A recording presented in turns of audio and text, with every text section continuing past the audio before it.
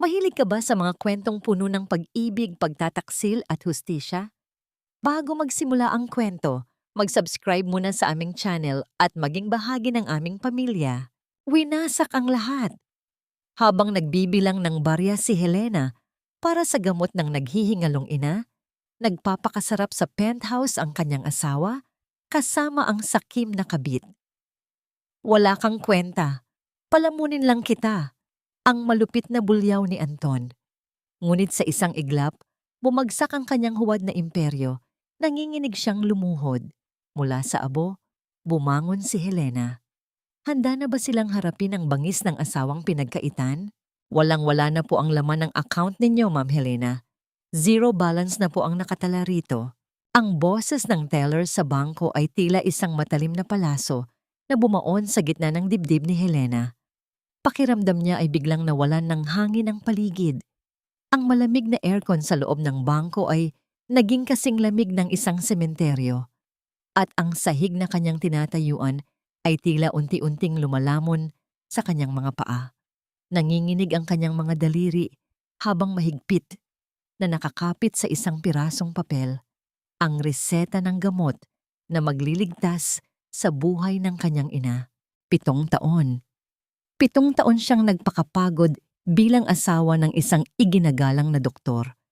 7 taon siyang tumigil sa pagdidisenyo ng mga mamahaling alahas para lamang maging anino ni Dr. Anton, ang lalaking ipinangako niyang mamahalin sa hirap at ginhawa. Ngunit ngayon, sa sandaling ang kanyang sariling ina ay nakikipaglaban sa kamatayan sa loob ng ICU, ang perang dapat ay magdudugtong sa buhay nito ay naglaho na parang bula. 1 buwan na ang nakalilipas mula nang limasin ni Anton ang bawat sentimo ng kanilang joint account. Dahan-dahang lumabas si Helena ng bangko. Ang bawat hakbang ay tila may nakatali na mabigat na tanikala.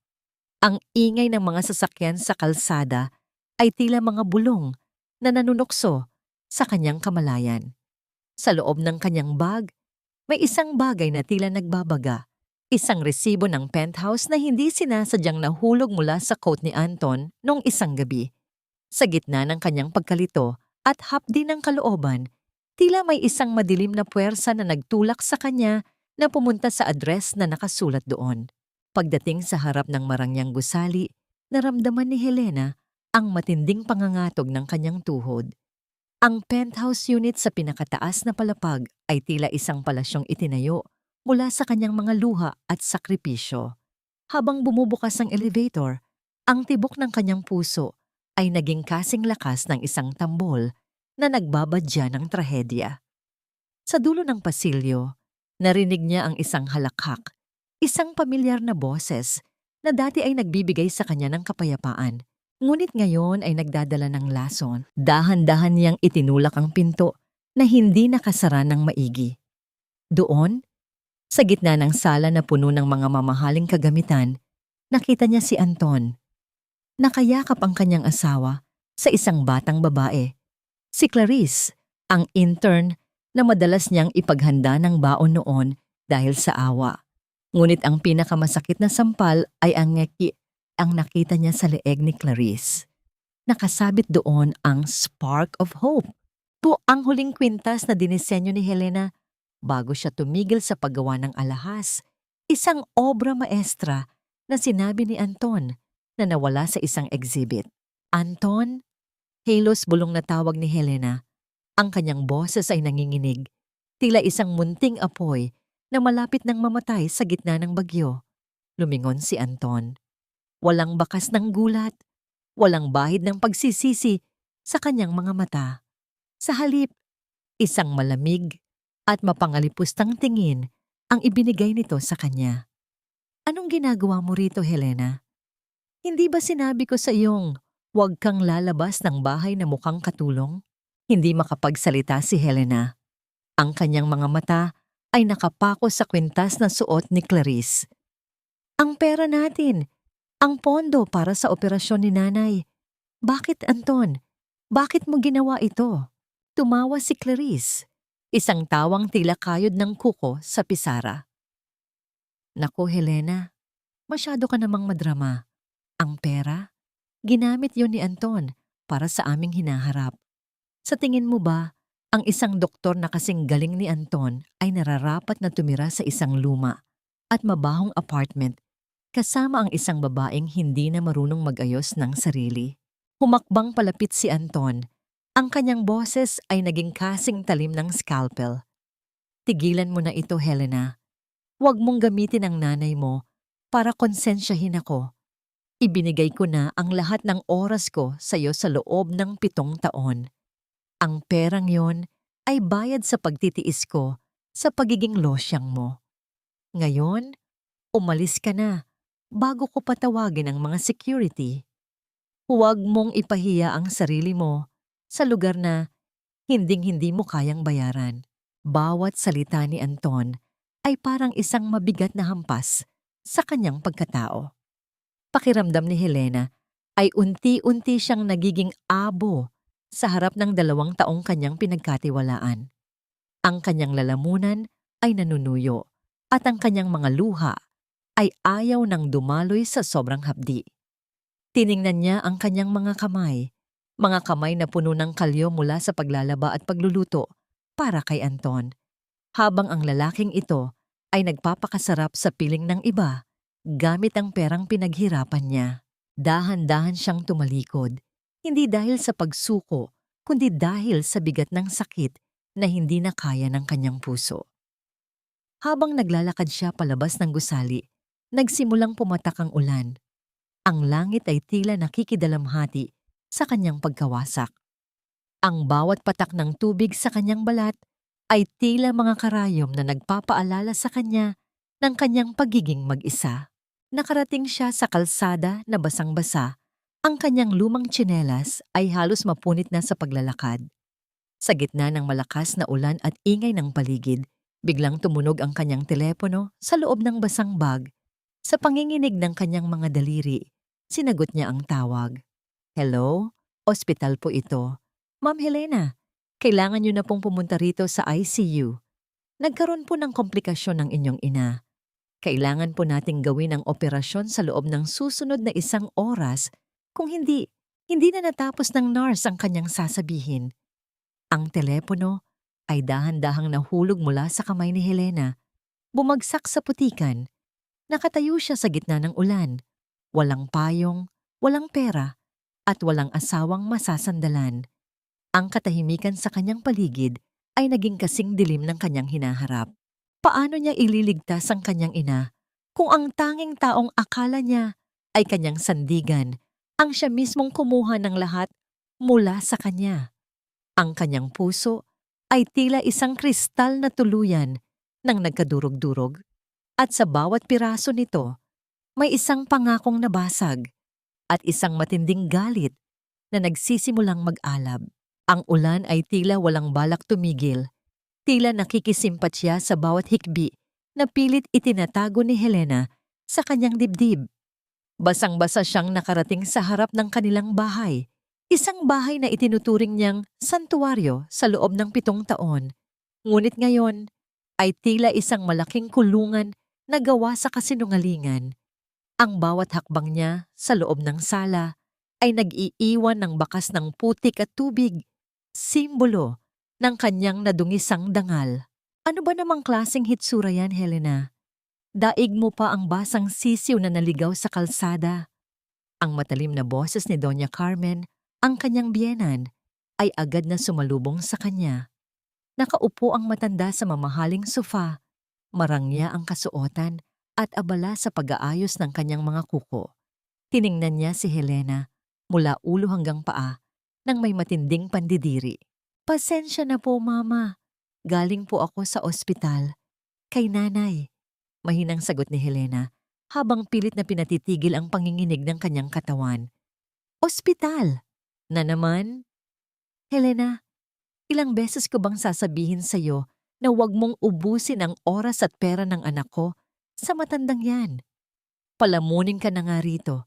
Pati ba naman ang pamilya mo ay kailangang pasanin ni Anton? Mahiya ka naman. Ang bulyaw ni Doña Carmen habang iwinawas-iwas ang kanyang kamay. Hindi nakasagot si Helena. Gusto niyang isigaw na ang perang ginagamit ni Anton ay galing sa mga sakripisyo niya, sa mga alahas na ibinenta niya at sa sariling pawis niya. Ngunit ang boses niya ay tila nalunod sa pagod. Sa gitna ng kanilang pagtatalo, bumukas ang pinto at pumasok si Anton. Ang kanyang mukha ay biglang nagbago. Mula sa pagiging malamig na lalaking nakita ni Helena sa penthouse, naging isang maamong tupa ito sa harap ng kanyang ina. "Mama, bakit po kayo sumisigaw? Helena, bakit basa ka? Baka magkasakit ka niyan, halika rito." Malambing na sabi ni Anton habang iniaabot ang isang tuyong tuwalya.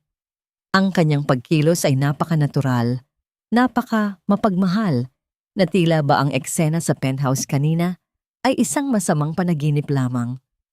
Ito ang pinaka-nakakatakot na kakayahan ni Anton, ang magsuot ng maskara ng isang perpektong asawa sa harap ng ibang tao. Nang makapasok na sila sa loob ng kanilang kwarto at masarado ang pinto, ang init ng tuwalya sa balikat ni Helena ay biglang naging kasing lamig ng yelo.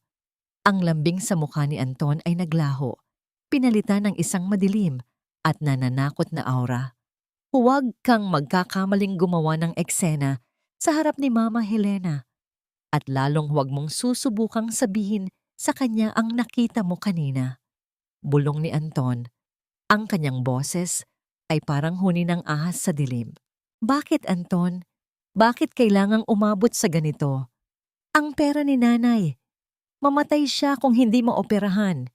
Hikbi ni Helena habang nakahawak sa laylayan ng baro ng asawa. Hinawakan ni Anton ang panga ni Helena at itinaas ito ng marahas. Sapat na para makaramdam siya ng sakit, ngunit walang bakas na may iwan. "Makinig ka sa akin. Ako ang doktor dito.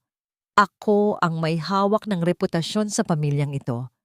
Kung magpapatuloy ka sa paggawa ng kwento tungkol sa amin ni Clarice, gagamitin ko ang lahat ng koneksyon ko.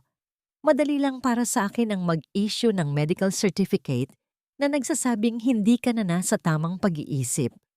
Gusto mo bang mabulok sa mental hospital, Helena? Isipin mo ang nanay mo. Sino ang mag-aalaga sa kanya kung ang anak niya ay nakagapos sa loob ng isang puting kwarto? O ba higin na mamasang dito?" Napatitig si Helena sa mga mata ng kanyang asawa. Hindi niya makita ang lalaking pinangakuan niya ng habambuhay. Ang nakikita niya ay isang halimaw na handang pumatay ng dangal para lamang maprotektahan ang sariling pangalan. Ang takot ay unti-unting napalitan ng isang malalim na pagkasuklam. "Sige, matulog ka na. May mahalaga pa akong kailangang asikasuhin para sa ospital." Wika ni Anton bago ito lumabas ng kwarto. Iniwan si Helena na nakatulala sa kawalan. Dahan-dahang tumayo si Helena at nagtungo sa kusina para kumuha ng tubig. Doon, sa gitna ng kadiliman ng gabi, nakita niya ang kanyang sariling refleksyon sa salamin ng bintana. Ang kanyang mga mata ay lubog. Ang kanyang balat ay tila nawalan ng ningning. Kumuha siya ng isang pirasong tissue, ngunit agad din itong ibinalik. Sa halip, ginamit niya ang laylayan ng kanyang lumang duster para punasan ang kanyang mga luha. Ayaw niyang gumamit ng kahit anong bagay na binili gamit ang pera ni Anton, ang perang ninakaw mula sa huling hininga ng kanyang ina. Habang nagliligpit siya ng mga gamit ni Anton na nakakalat sa sala, may isang bagay na nahulog mula sa bulsa ng pantalon nito. Isang susi. Hindi ito susi ng kanilang bahay at hindi rin ito susi ng kotse. Isa itong kakaibang susi na may nakaukit na maliit na simbolo ng isang korona. Saan ito gagamitin ni Anton? Isang lihim na pintuan o isang lihim na buhay na hindi pa niya natutuklasan? Inilagay ni Helena ang susi sa kanyang bulsa. Ang kanyang puso ay muling tumibok ng mabilis.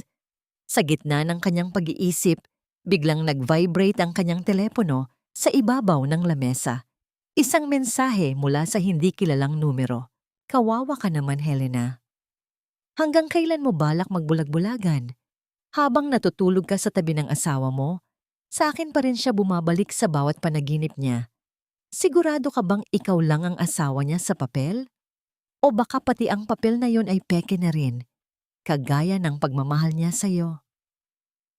Ang mensahe ay mula kay Clarice. Kasama nito ang isang larawan ng 2 baso ng alak sa ibabaw ng isang nightstand. Ang nightstand na pamilyar kay Helena dahil iyon ang nasa penthouse. Naramdaman ni Helena ang matinding pagkahilo. Ang bawat salita ni Clarice ay tila mga tulo ng asido sa kanyang sugatang puso. Ngunit sa pagkakataong ito, sa halip na humagulgol, marahan niyang ipinikit ang kanyang mga mata. Isang malamig na desisyon ang nagsimulang mabuo sa kanyang isipan. Ang Helena, na marunong lang umiyak ay namatay na kasama ng ulan kanina. At ang babaeng nakatayo ngayon sa dilim ay handa ng muling hawakan ang matatalim na kagamitan, hindi para gumawa ng alahas, kundi para unting gupitin ang bawat hibla ng buhay ni Anton. Pasensya na po, Ma'am Helena. Hindi po namin pwedeng simulan ang operasyon hanggat hindi nababayaran ang down payment. Polisiya po ito ng ospital. Ang mga salita ng billing officer ay tila mga hollow blocks na isa-isang itinatambak sa dibdib ni Helena hanggang sa hindi na siya makahinga. Nakatayo siya sa gitna ng malamig na pasilyo ng ospital, hawak ang kanyang luma at kupas na pitaka na wala mang kahit 1,000 piso ang laman. Ang amoy ng gamot, batunog ng mga nagmamadaling gulong ng stretcher ay tila nagpapabilis sa pag-ikot ng kanyang mundo. Sa loob ng ward, ang kanyang ina ay unti-unti nang nilalamon ng dilim habang siya, ang tanging anak, ay nakatayo rito, walang silbi, patalunan. Sa gitna ng desperasyon, may isang pangalan ang pumasok sa kanyang isipan, Anton. Hindi bilang asawa, kundi bilang isang doktor na may kapangyarihan sa mundong ito. Nagmamadali siyang sumakay ng jeep patungo sa Fort Bonifacio, sa military hospital kung saan isang iginagalang na major si Anton. Ang bawat traffic at bawat hinto ng sasakyan ay tila isang hatol ng bitay para sa kanyang ina. Pagdating sa opisina ni Anton, bumungad sa kanya ang marangyang lobby na puno ng mga opisyal na nakasuot ng malinis at plansadong uniforme. Doon, sa gitna ng silid, nakita niya si Anton. Napapalibutan ito ng mga kapwa-doktor, tumatawa at tila walang dinadalang kahit anong bigat sa budhi. Ang kanyang asawa ay mukhang isang bayani, isang anghel ng medisina sa paningin ng publiko. Anton! Anton, kailangan kita! Ang sigaw ni Helena habang pilit na lumalapit. Hindi pinapansin ang mga mapanghusgang tingin ng mga sundalo sa kanyang gusot na duster at gulugulong buhok. Tumigil ang tawanan. Lumingon si Anton at sa isang saglit, nakita ni Helena ang matinding puot at pagkapahiya sa mga mata nito. Mabilis na lumapit si Anton at hinawakan ng mahigpit ang braso ni Helena. Sapat na para bumaon ang kanyang mga daliri sa balat ng asawa. Anong ginagawa mo rito? Sinabi ko na sa'yong huwag kang magpapakita sa trabaho ko. Ang pabulong na bulyaw ni Anton habang pinipilit na panatilihin ang isang pilit na ngiti para sa mga nakatingin. Ang pera, Anton. Si nanay, kailangan niya ng operasyon ngayon din. Maawa ka. Ibalik mo kahit kalahati lang ng perang kinuha mo sa account natin. Pagmamakaawa ni Helena. Hindi na niya alintana ang kanyang dangal. Lumuhod siya sa harap ng kanyang asawa, ang kanyang mga palad ay nakasara habang humihingi ng tulong.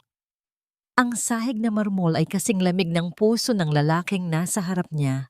Sa sandaling iyon, bumukas ang pinto ng opisina at lumabas si Clarice. Nakauniforme rin ito ng pangmedisina, mukhang malinis, mabango, at professional. Tiningnan niya si Helena nang may halong pangkukutya. Major Anton, may problema ba rito? Sino po itong babaeng namamalimos sa harap ng opisina niyo? Ang tanong ni Clarice. Ang boses ay puno ng kaplastikan. Wala, Clarice. Isang pasyente lang na medyo naguguluhan ng isip. Malamig na sagot ni Anton. Humarap siya muli kay Helena at yumuko ng bahagya para bumulong. Umalis ka na bago ko tawagin ang mga gwardya para kaladkarin ka palabas. Wala akong perang ibibigay sa'yo. Ang perang sinasabi mo? Ginamit ko na yon para sa equipment na kailangan ng ospital at para sa bagong penthouse ni Clarice. Iyon ang mas mahalaga ngayon. Gamit ang kanyang balikat, bahagyang tinulak ni Anton si Helena palabas ng pinto. Ang pagtulak na yon ay hindi malakas, ngunit para kay Helena, iyon ang huling tulak na nagpabagsak sa kanya sa isang madilim na bangin. Habang sumasara ang pinto, nakita niya ang huling sulyap ni Clarice, isang nakakalokong ngiti na tila nagsasabing panalo na siya. Nakalabas si Helena ng kampo na tila isang bangkay na naglalakad. Ang kanyang mga paa ay kusa siyang dinala pabalik sa ospital. Habang naglalakad siya sa pasilyo patungo sa ward ng kanyang ina, napansin niya ang katahimikan, isang uri ng katahimikan na nakakabingi. Pagpasok niya sa kwarto, nakita niya ang mga nurse na nagliligpit na ng mga kagamitan. Ang linyang kanina ay gumagalaw sa monitor ay naging isang diretso at mahabang guhit. Wala nang tunog, wala nang pintig. Ang kanyang ina ay nakahiga ng payapa. Ang mukha ay tila malaya na sa sakit. Ngunit para kay Helena, iyon ang simula ng isang walang katapusang hapdi.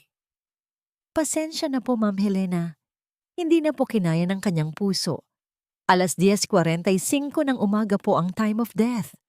Mahinang sabi ng nurse. Hindi sumigaw si Helena. Hindi rin siya humagulgol. Sa halip, dahan-dahan siyang lumapit sa tabi ng kanyang ina, hinawakan ng malamig na kamay nito. Ang katahimikan ni Helena ay mas nakakakilabot kaysa sa kahit anong tili. Ang kanyang puso ay tila naging isang piraso ng uling, itim, tuyo at patay. Sa sandaling iyon, hindi lang ang kanyang ina ang namatay. Namatay din ang huling bahagi ng kanyang pagiging maawain. Habang nakaupo siya sa isang bangko sa labas ng morgue, basag ang paningin at tuyo ang lalamunan. Isang anino ang huminto sa kanyang harap. Isang lalaking nakasuot ng itim na suit, may dalang leather bag, at may mukhang puno ng seryosong awtoridad. Hindi siya mukhang doktor, at lalong hindi siya mukhang kaaway. Walang sinabi ang lalaki. Kumuha siya ng isang malinis at puting panyo mula sa kanyang bulsa at inabot ito kay Helena. Ang panyo ay may amoy ng bagong labang tela at kape. Isang amoy na tila nagbigay ng kaunting init sa nanlalamig na mundo ni Helena. Umiyak ka lang. Hindi kasalanan ang maging mahina sa harap ng kawalan ng katarungan, wika ng lalaki. Ang kanyang boses ay malalim, kalmado, at may bahid ng respeto na matagal nang hindi nararamdaman ni Helena mula sa ibang tao. Tiningnan ni Helena ang lalaki. Sino ka? Ang mahinang tanong niya. Ang lalaki ay bahagyang ngumiti, isang nangiting hindi mapanghusga.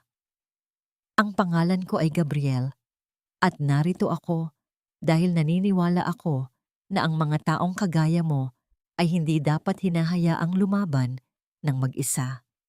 Iniwan ni Gabriel ang isang maliit na puting calling card sa tabi ni Helena.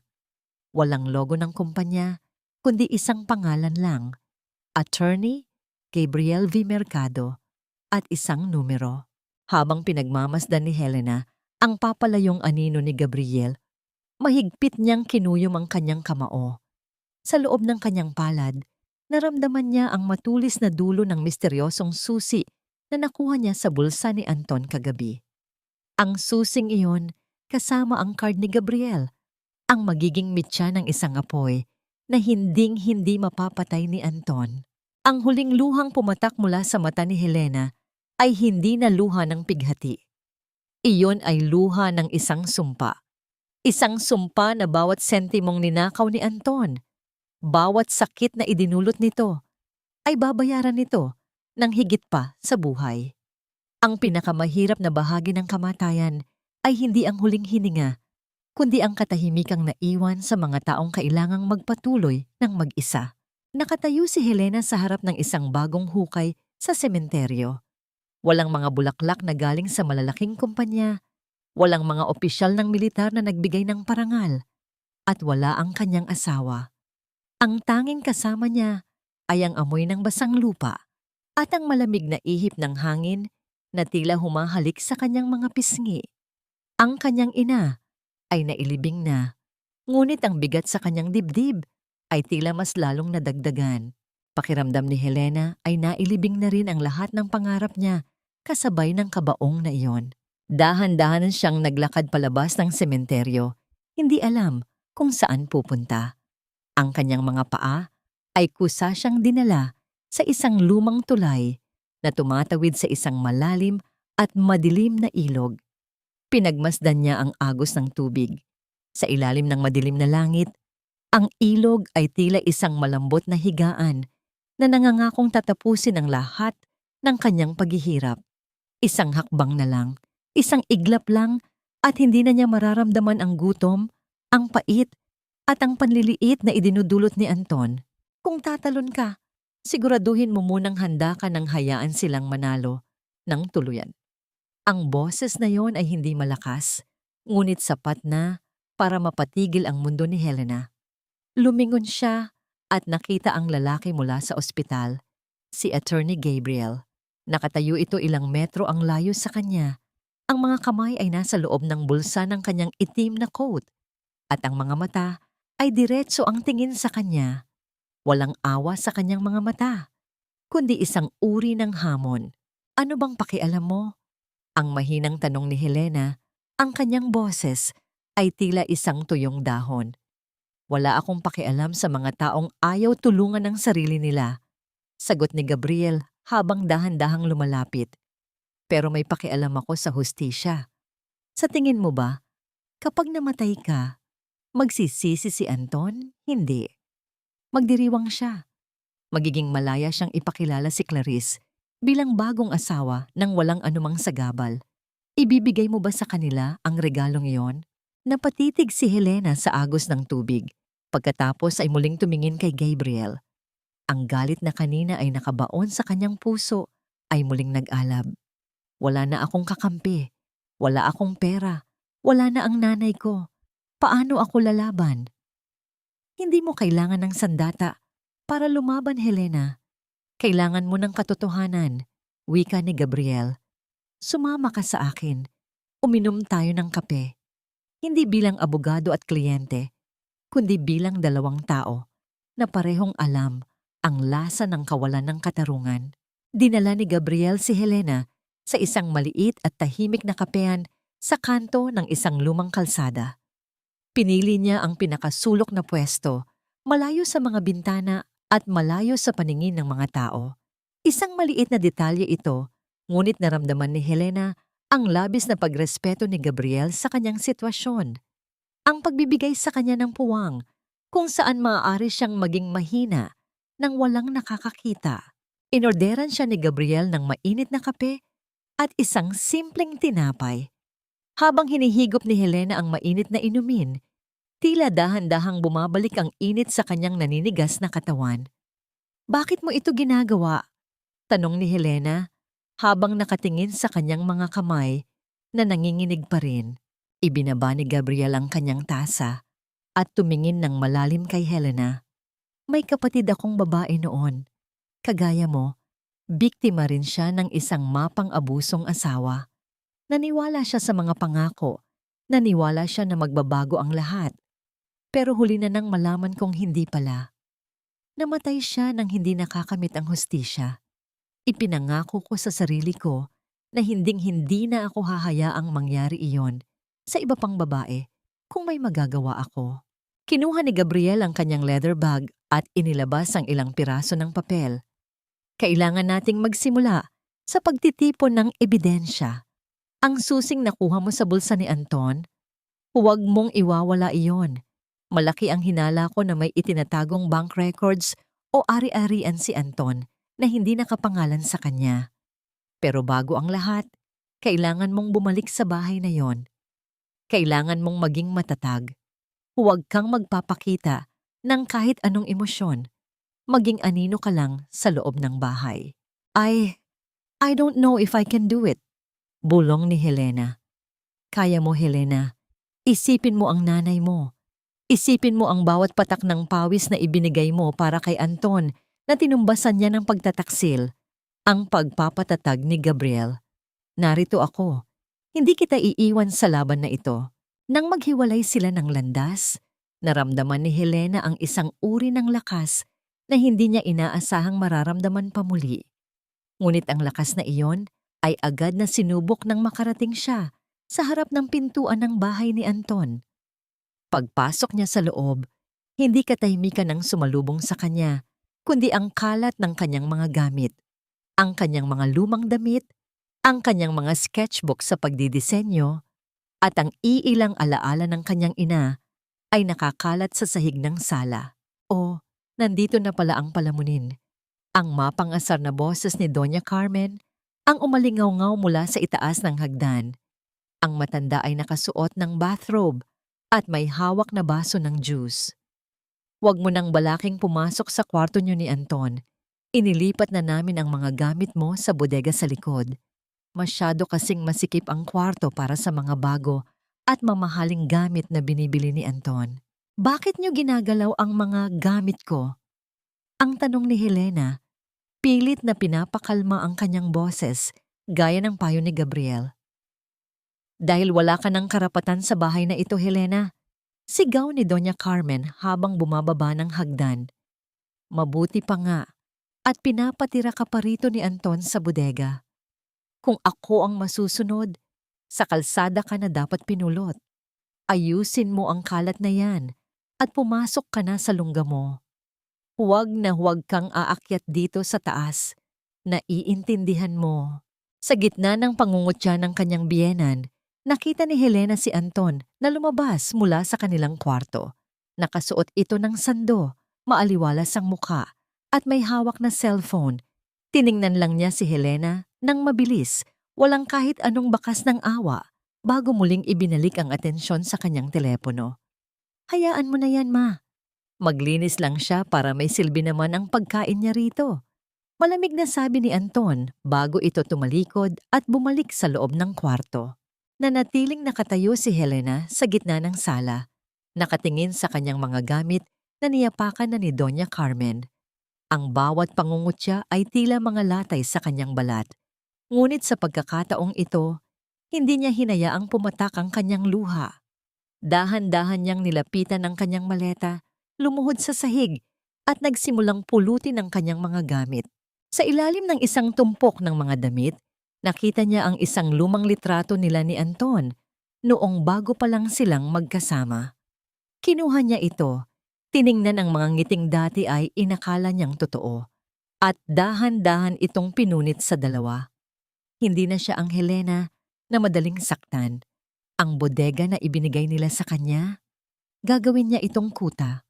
Ang pangaaping ginagawa nila, gagawin niya itong gasolina para sa kanyang paghihiganti.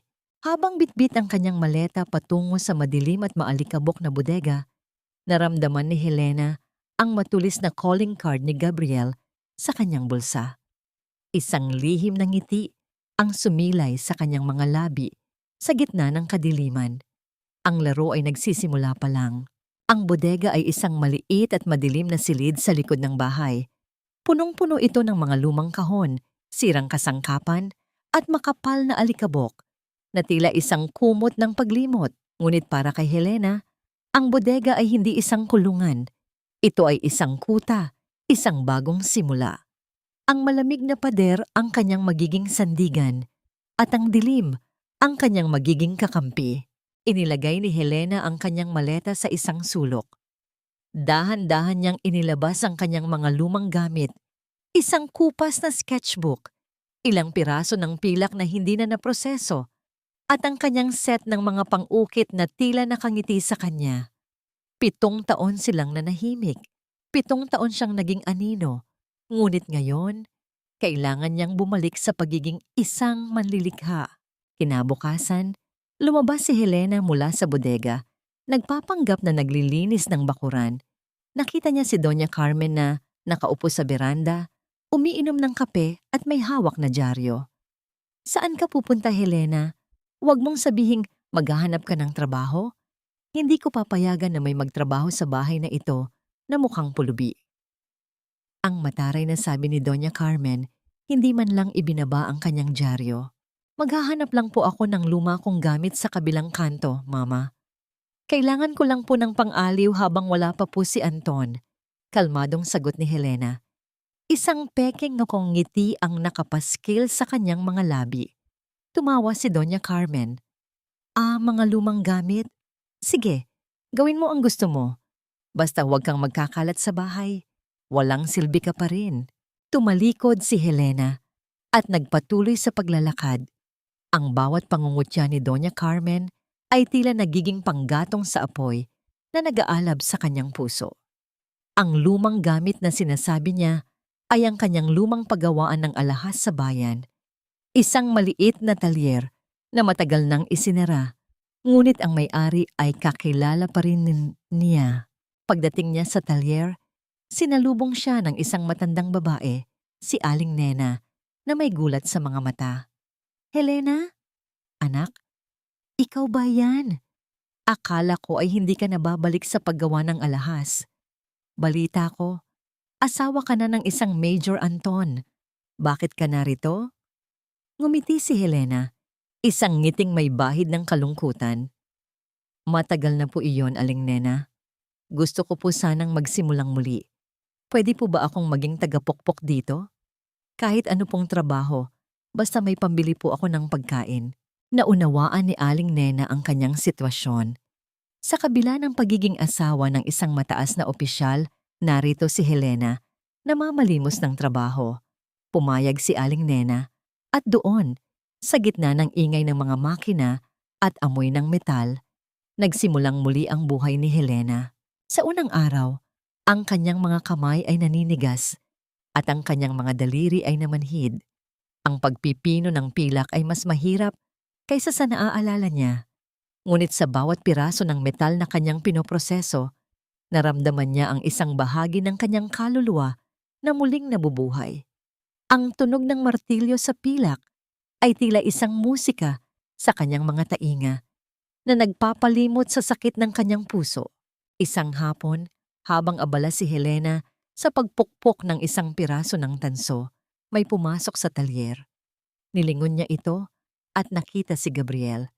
Nakasuot ito ng kaswal na damit, ngunit ang kanyang aura ay nanatiling seryoso at may awtoridad. Kumusta ang unang araw mo? Tanong ni Gabriel, ang kanyang boses ay kalmado at nagbibigay ng kapanatagan. Maayos naman po, Attorney Gabriel. Masakit lang po ang mga kamay ko, sagot ni Helena, habang ipinapakita ang kanyang mga palad na puno ng pasa at kalyo. Kinuha ni Gabriel ang kanyang mga kamay at dahan-dahang pinisil ito. Ang bawat kalyo sa kamay mo, Helena, ay simbolo ng iyong lakas. Ang mga kalyo na yan ang magiging sandata mo laban sa kanila. Pagkatapos ay pinitik niya ng bahagya ang ilong ni Helena. Isang aksyon na nagpadaloy ng kuryente sa kanyang katawan. Kailangan nating magsimula.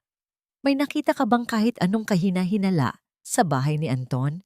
Kahit maliit na bagay lang, mahalaga iyon.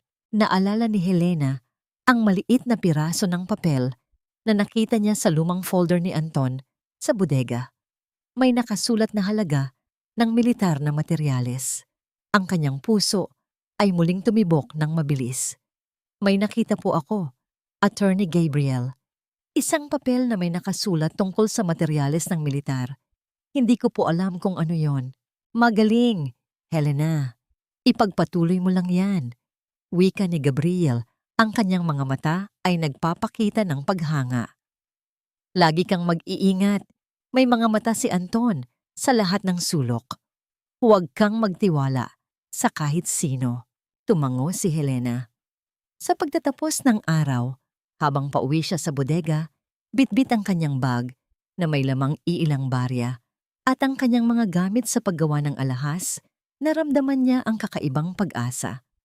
Ang kanyang mga kamay ay masakit, ang kanyang katawan ay pagod. Ngunit ang kanyang isipan ay malinaw.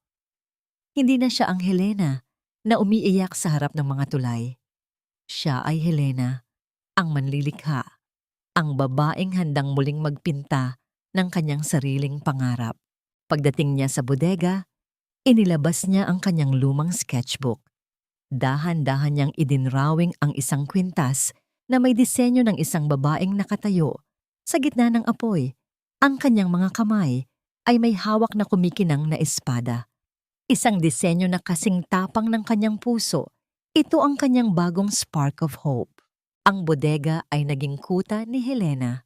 Sa loob ng mga pader nitong maalikabok, bawat gabi ay ginugugol niya sa pag-aaral ng mga dokumento, pagguhit ng mga disenyo ng alahas, at pagpaplano ng susunod niyang hakbang.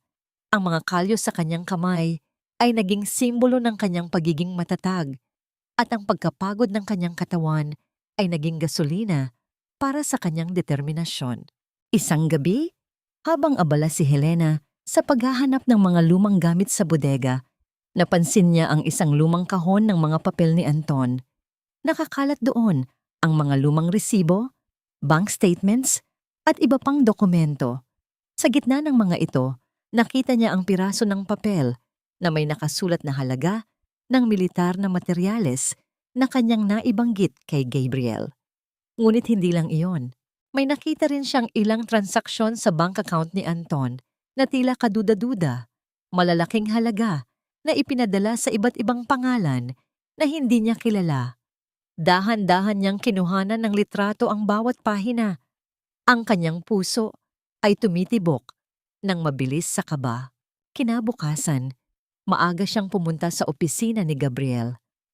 Ang sikat ng araw sa umaga ay tila nagbigay ng kulay sa kanyang mukha, at ang kanyang mga mata ay nagtataglay ng bagong ningning, ningning ng pag-asa at paghihiganti. Attorney Gabriel, may nakuha po akong mga ebidensya, wika ni Helena, habang inilalabas ang kanyang telepono at ipinapakita ang mga larawan. Pinagmasdan ni Gabriel ang mga larawan ng may matinding pagtutok. Habang sinusuri niya ang bawat detalye, ang kanyang mukha ay unti-unting naging seryoso. Hindi lang pala basta pera ninyong mag-asawa ang ninanakaw ni Anton, Helena. Pondo ng ospital militar. May kasabwat siya sa loob ng ospital na tumutulong sa kanya sa pagpapalusot ng mga gamot at kagamitan. Ito ay malaking kaso ng katiwalian at paglabag sa batas militar. Habang nagpapaliwanag si Gabriel, may isang mainit na tsaa ang inihain ng kanyang sekretarya. Sa hindi sinasadya, nasagi ni Helena ang tasa, at ang mainit na likido ay tumapon sa kanyang daliri. Aray! Mahinang sigaw ni Helena, habang agad na inihihipan ang kanyang daliri. Mabilis na kinuha ni Gabriel ang kanyang daliri at dahan-dahan itong inihipan. Ang kanyang mga mata ay nakatitig sa daliri ni Helena nang may labis na pag-iingat at respeto. Ang bahagyang pagdikit ng kanyang mga labi sa balat ni Helena ay nagpadaloy ng kuryente sa kanyang katawan. Isang mabilis, inosente, ngunit nagpakabog ng puso nilang dalawa. Ang simpleng paghihipo na yon ay tila nagbigay ng kapanatagan kay Helena, isang pag-alala na mayroon pa ring kabutihan sa mundo. Mag-ingat ka, bulong ni Gabriel. Ang kanyang boses ay tila isang malambing na simoy ng hangin. Kailangan nating maging maingat. Ang kalaban natin ay hindi lang basta isang lalaki, kundi isang sistema. Ano po ang susunod na hakbang? Tanong ni Helena habang pilit na kinakalma ang kanyang sarili mula sa hindi inaasahang kilig. Kailangan natin ng kopya ng USB ni Anton. Alam kong mayroong lahat ng transaksyon at impormasyon doon na magpapabagsak sa kanya. Paliwanag ni Gabriel. Kailangan mo itong makuha nang hindi niya nalalaman. Kinagabihan, habang nasa bahay si Helena, naghintay siya ng tamang pagkakataon. Alam niyang laging nakakonek ang USB ni Anton sa kanyang laptop sa master bedroom. Habang naliligo si Anton, ang tunog ng tubig ay naging pahiwatig. Huminga siya ng malalim at dahan-dahang binuksan ang pinto ng master bedroom. Ang silid ay punong-puno ng mamahaling kagamitan at mga parangal ni Anton. Ang bawat sertipiko at medalya ay tila sumasampal sa kanyang mukha. Nagpapaalala sa kanya ng mga kasinungalingan, Mabilis siyang lumapit sa laptop, ikinabit ang kanyang flash drive, at nagsimulang kopyahin ang mga files. Ang bawat segundo ay tila isang oras. Ang kanyang puso ay tumitibok ng napakabilis at ang kanyang mga palad ay pinapawisan. Nakita niya ang porsyento ng copying, 10%, 20%, 30%. Ang bawat porsyento ay isang hakbang patungo sa hustisya. Ngunit habang papalapit ang porsyento sa katapusan, bigla niyang narinig ang tunog ng gripo na dahan-dahang humihinto mula sa banyo. May isang folder sa USB na nakapangalan kay CM na nakapassword. Sino si CM? Clarice? O may iba pa? Gusto niyang buksan, ngunit wala na siyang oras. Ang porsyento ng copying ay nasa 70% na. Kung hindi niya matatapos ngayon, baka mawawalan siya ng pagkakataon. Biglang bumukas ang pinto ng banyo. Ang pagtulog sa bodega ay naging kasing lamig ng pagtulog sa sementeryo. Ngunit para kay Helena, mas mainam ito kaysa matulog sa tabi ng isang ahas na nagpapanggap na asawa. Ang bawat gabi ay ginugol niya sa pag-aaral ng mga ebidensya, pagplano ng susunod na hakbang, at pakikinig sa mga recording ni na Anton at Clarice. Ang bawat salita nila ay parang lason na, unti-unting kumakalat sa kanyang sistema. Ngunit sa halip na sumuko, lalo siyang naging matigas. Isang umaga, habang naghahanda si Helena ng almusal sa kusina, nakita siya ni Anton. Ang kanyang muka ay seryoso at may bahid ng pagdududa. Saan ka pupunta kagabi, Helena? Tanong ni Anton. Ang kanyang boses ay malamig at puno ng pagbabanta. Naglilinis lang po ako ng bakuran, Anton. Hindi po ako lumabas. Kalmadong sagot ni Helena. Pilit na pinapakalma ang kanyang puso. Naglilinis? Sa tingin mo ba? Maniniwala ako sa'yo? May nakakita sa'yo sa bayan, Helena. May kausap kang lalaki. Wika ni Anton. Habang lumalapit at hinaharangan ang daanan ni Helena, naramdaman ni Helena ang kanyang pulso na kumakabog.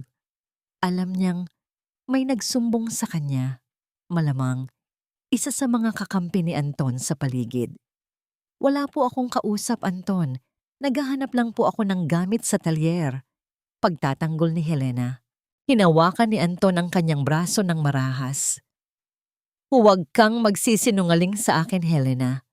Alam kong may ginagawa ka na hindi ko gusto. Ang asawa ay dapat sumusunod sa asawa. Hindi ka dapat lumalabas ng walang permiso ko. Biglang kinuha ni Anton ang mainit na kaldero mula sa kalan at ipinilit itong ipahawak kay Helena. Hawakan mo ito, Helena. Ito ang parusa sa iyong pagiging suwail. Kailangan mong matuto. Napaso si Helena. Naramdaman niya ang matinding sakit, ngunit hindi siya sumigaw. Ang kanyang mga mata ay nanatiling nakatitig sa mga mata ni Anton, puno ng galit at pagkasuklam. Hindi niya hinayaang makita ni Anton ang kanyang kahinaan. Ayan, magaling. Ngayon, tandaan mo na ako ang masusunod sa bahay na ito. At kung hindi ka susunod, mas masakit pa riyan ang mararanasan mo, wika ni Anton. Bago ito umalis, iniwan si Helena na nakahawak sa kanyang pasong kamay. Sa kabila ng sakit, nagpatuloy si Helena sa kanyang trabaho sa talyer. Ayaw niyang maawa ang kahit sino sa kanya, at lalong ayaw niyang makita ni Gabriel ang kanyang kahinaan. Ngunit nang makita niya si Gabriel sa opisina, hindi niya maitago ang kanyang paso. Anong nangyari sa kamay mo, Helena? Tanong ni Gabriel. Ang kanyang boses ay puno ng pag-aalala. Napaso lang po ako sa kusina, sagot ni Helena. Pilit nang ngumingiti. Walang sinabi si Gabriel. Kinuha niya ang first aid kit at dahan-dahang ginamot ang paso ni Helena. Ang kanyang mga kamay ay malambot at maingat. Tila natatakot na masaktan pa si Helena. Ang kanyang mga mata ay nakatitig sa paso, puno ng awa at galit. Alam kong hindi mo ito nakuha sa kusina, Helena, bulong ni Gabriel. Alam kong si Anton ang gumawa nito sa'yo. Kagaya ng ginawa ng asawa ng kapatid ko sa kanya. Biglang tumahimik ang opisina. Nakita ni Helena ang sakit sa mga mata ni Gabriel. May kapatid ka pong babae, Attorney Gabriel? Oo, sagot ni Gabriel. Masaya siya noon. Masaya kaming magkasama. Pero nang magpakasal siya sa asawa niya, nagbago ang lahat. Naging biktima siya ng domestic abuse. Pilit kong inilalayo siya, ngunit ayaw niya. Mahal na mahal niya ang asawa niya. Hanggang sa isang araw, huli na. Namatay siya sa loob ng bahay. Ang kaso ay isinara bilang aksidente, ngunit alam kong hindi. Pumatak ang luha mula sa mga mata ni Gabriel, isang luhang puno ng sakit at pagsisisi. Kinuha niya ang kamay ni Helena at mahigpit itong pinisil. Kaya ako narito, Helena. Hindi ko hahayaang mangyari sa iyo ang nangyari sa kapatid ko. Hindi ka mag-iisa sa laban na ito. Ang luha ni Gabriel ay pumatak sa kamay ni Helena. Sa halip na punasan, hinayaan lang niya itong dumaloy. Ang init ng luha ay nagdulot ng kakaibang ginhawa sa kanyang puso. Naramdaman niya ang isang koneksyon ng sakit at pag-asa. Hindi na lang siya ang nag-iisa, may kasama siya sa laban na ito. Salamat, Attorney Gabriel, bulong ni Helena. Ang kanyang boses ay puno ng emosyon. Salamat sa pagiging kasama ko. Nagtagal sila sa ganoong posisyon. Ang kanilang mga kamay ay magkahawak. Ang kanilang mga puso ay magkasama sa gitna ng sakit. Naramdaman ni Helena ang isang bahagi ng kanyang kaluluwa na muling nabubuhay. Habang pauwi si Helena sa bodega, ang sakit ng paaso sa kanyang kamay ay tila nabawasan. Ngunit ang sakit sa kanyang puso ay nanatili. Sakit na ngayon ay napalitan ng determinasyon. Pagdating niya sa bodega, nakita niya ang pintuan na bukas. Ang kanyang mga gamit ay nakakalat sa sahig at ang kanyang mga libro ay nakabukas. Anong nangyari dito? Bulong ni Helena. Ang kanyang puso ay tumibok ng mabilis sa takot. Tila may humalungkat sa kanyang mga gamit. Sino? Si Anton o si Doña Carmen? Ang kanyang mga lihim na ebidensya ay nasa panganib. Kailangan niyang maging mas mabilis, mas matalino. Ang laro ay nagiging mas mapanganib. Ang gabi ay tila isang malaking tabing na bumabalot sa lahat ng lihim. Nakaupo si Helena sa sahig ng bodega, pinagmamasdan ang kanyang mga gamit na nakakalat. May humalungkat sa kanyang mga personal na gamit. Isang malinaw na paglabag sa kanyang privacy. Isang babala na ang kanyang mga kaaway ay lalong nagiging mapanganib. Ngunit sa halip na matakot, mas lalong nag-alab ang apoy ng kanyang galit. Mabilis niyang inayos ang kanyang mga gamit. Sinigurado na walang anumang ebidensya ang nawala. Ang lumang sketchbook, ang mga piraso ng pilak, at ang kanyang flash drive na naglalaman ng 70% ng mga files ni Anton ay ligtas. Alam niyang kailangan niyang maging mas maingat, mas mabilis. Kinabukasan, maaga siyang pumunta sa opisina ni Gabriel. Ang kanyang mga mata ay nanatiling alerto, pinagmamasdan ng bawat anino at bawat galaw sa kanyang paligid. May humalungkat sa gamit ko, Attorney Gabriel. Wika ni Helena. Ang kanyang boses ay kalmado, ngunit may bahid ng pagbabanta. Expected na yan, Helena. Nagdududa na si Anton. Sagot ni Gabriel habang inilalabas ang kanyang laptop. Pero huwag kang mag-alala. Mas matalino tayo sa kanya. Ngayon, Helena, itong flash drive mo, kailangan nating buksan ang folder na may nakasulat na CM. Alam kong narito ang lahat ng lihim ni Anton. Naalala ni Helena ang narinig niya sa recording device. Ang pag-uusap ni na Anton at Clarice tungkol sa pagpaplano ng kanilang hinaharap, tungkol sa pera na ninanakaw nila. May isang salita siyang narinig mula kay Clarice na binanggit niya sa isang tawag sa telepono. Isang password. Attorney Gabriel, try niyo pong itype ang Spark of Hope. Wika ni Helena. Iyon po ang pangalan ng kwintas na ibinigay ni Anton kay Clarice. Ang kwintas na dinisenyo ko. Mabilis na itinipa ni Gabriel ang password. Sa isang iglap, bumukas ang folder. Bumungad sa kanila ang isang serye ng mga dokumento. bank statements, invoices, at mga litrato. Ngunit hindi lang iyon. May mga litrato rin doon ni na Anton at Clarice na nasa iba't ibang lugar, kasama ang iba pang mga tao. Hindi lang pala basta kabit si Clarice, Helena. Wika ni Gabriel, ang kanyang boses ay puno ng galit. Kasabot din siya sa smuggling ng mga mamahaling gamot ng militar palabas para ibenta sa black market. Si Dr. Perez ang tumutulong sa kanila. Ang CM ay Clarice Monteverde.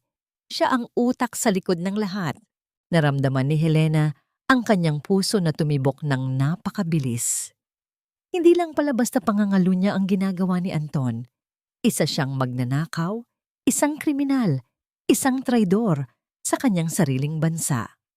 Ang kanyang mga luha ay nagbabanta na tumulo, ngunit pilit niya itong pinigilan. Hindi na siya iiyak para sa isang halimaw na kagaya ni Anton. Sa gitna ng kanilang pagtuklas, naramdaman ni Helena ang isang bahagi ng kanyang kaluluwa na nabubuhay muli. Ang bawat ebidensya na kanilang natutuklasan ay tila isang piraso ng kanyang sarili na ibinabalik sa kanya. Nakuha na natin sila, Attorney Gabriel, wika ni Helena. Ang kanyang boses ay puno ng tagumpay. Sa sobrang tuwa, niyakap ni Helena si Gabriel ng mahigpit. Isang mabilis, inosente, ngunit nagpakabog ng puso nilang dalawa. Naramdaman ni Gabriel ang init ng kanyang katawan at ang amoy ng kanyang buhok na tila nagbibigay sa kanya ng kapayapaan. Dahan-dahang binitawan ni Gabriel si Helena. Ang kanyang mga tainga ay namumula. Ang kanyang mga mata ay nakatitig sa mga mata ni Helena, puno ng paghanga at pag-ibig na hindi na niya maitago.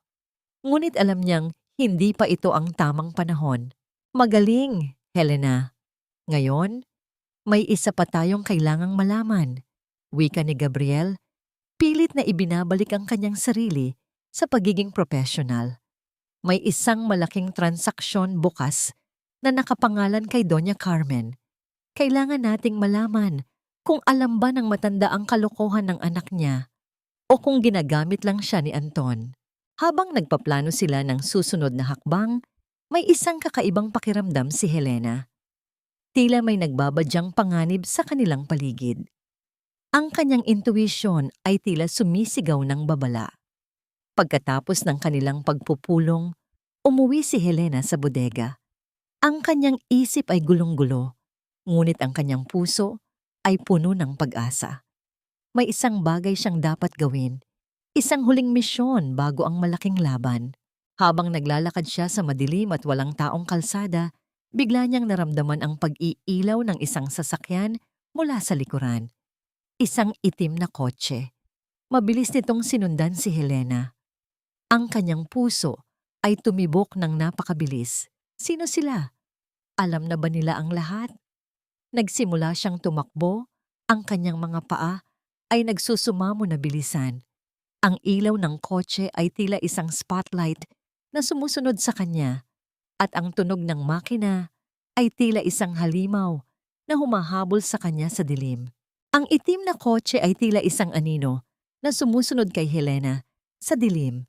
Ang kanyang puso ay tumitibok ng napakabilis at ang kanyang mga hininga ay naging mabigat. Sa gitna ng kanyang takot, naisip niya si Gabriel. Mabilis niyang kinuha ang kanyang telepono at tinawagan ito. Attorney Gabriel, may sumusunod po sa akin. Isang itim na kotse. Bulong ni Helena habang pilit na tumatakbo. Helena, nasaan ka? Huwag kang matakot. Tumakbo ka papunta sa kanto na may ilaw. May tindahan doon. Huwag kang titingin sa likod. Sige, tumakbo ka lang. Ang boses ni Gabriel ay kalmado, ngunit puno ng awtoridad. Sinunod ni Helena ang sinabi ni Gabriel. Tumakbo siya ng buong lakas. Ang kanyang mga paa ay nagsusumamo na bilisan pa. Nang makarating siya sa kanto, may isang maliit na tindahan doon na may ilaw. Agad siyang pumasok sa loob, ang kanyang katawan ay nanginginig sa takot at pagod. Ang itim na kotse ay dahan-dahang lumampas sa tindahan at pagkatapos ay tuluyan ng naglaho sa dilim. Kinaumagahan, Pagdating ni Helena sa bahay, isang kakaibang eksena ang sumalubong sa kanya. Nakaupo si Anton sa hapagkainan, naghahanda ng almusal. Mayroong mainit na kape, fried rice at itlog. Ang kanyang muka ay maaliwalas at ang kanyang mga mata ay puno ng pagpapanggap na pagmamahal. Helena, gising ka na pala. Halika, kumain ka na. Malambing na wika ni Anton. Tila walang nangyari. Anong nangyayari? Tanong ni Helena. Ang kanyang boses ay puno ng pagdududa. Bakit, Helena? Nagtataka ka bang pinagluto kita ng almusal? Asawa kita, Helena. Normal lang na gawin ko ito. Alam kong marami akong pagkukulang sa'yo nitong mga nakaraang araw. Kaya gusto kong bumawi. Sagot ni Anton. Kinuha niya ang isang maliit na kahon at inabot kay Helena. Para sa'yo, isang munting regalo. Pagbukas ni Helena sa kahon, nakita niya ang isang murang kwintas na may maliit na hugis puso. Hindi ito gawa sa pilak, kundi sa simpleng metal.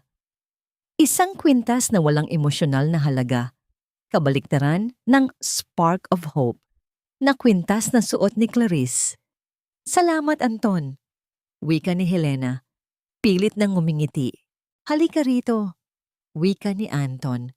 Habang hinila si Helena palapit sa kanya. Gusto kong magsimulang muli tayo, Helena.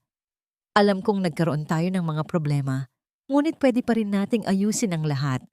Alam kong mahal mo ako at mahal din kita. Naramdaman ni Helena ang kanyang balat na nangilabot sa bawat pagdikit ng kanyang katawan sa katawan ni Anton. Ang halik niya sa kanyang pisngi ay tila halik ng isang ahas, malamig, makamandag, at puno ng kasinungalingan. May gusto lang akong kausapin sa iyo, Helena. Wika ni Anton. Ang kanyang boses ay naging seryoso. Alam kong may lumang lupa ang pamilya mo sa probinsya. Hindi ba't sinabi ko sa iyong ibenta na yon? Kailangan natin ng puhunan para sa ating kinabukasan. Gusto kong magtayo ng isang malaking ospital para sa mga sundalo. Ang lupa mo ang magiging simula ng lahat. Napakalaking kasinungalingan. Alam ni Helena na ang perang iyon ay gagamitin lamang ni Anton para sa kanyang sariling kapakanan at para kay Clarice. Ngunit pilit niyang pinigil ang kanyang sarili. Kailangan niyang magpanggap. Sige, Anton. Pag-iisipan ko po, sagot ni Helena. Nang magkayakap sila, naramdaman ni Helena ang kanyang puso na tumibok ng napakabilis. Hindi dahil sa kilig, kundi dahil sa pagkasuklam. Hindi na niya kayang magpanggap. Kailangan niyang tapusin ang laro na ito. Kinagabihan, habang nasa kwarto si Helena, narinig niya ang boses ni Anton. Nakausap si Clarice sa telepono. Nag-aaway sila. Bakit mo ginawa yun, Anton? Bakit ka nakikipag-date sa ibang babae? Hindi ka na ba nagmamahal sa akin? Galit na sigaw ni Clarice. Hindi ko yun ginawa, Clarice. Kailangan ko lang magpanggap para sa plano.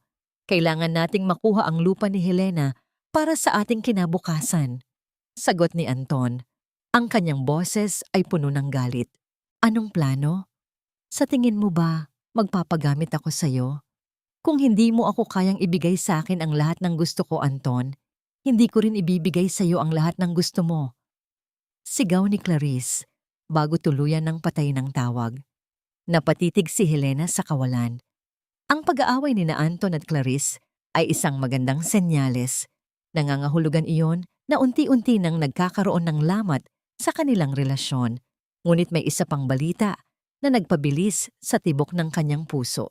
Nakatakdang bigyan si Anton ng promosyon at isang malaking parangal bilang bayani ng medisina sa isang gala event sa Sabado.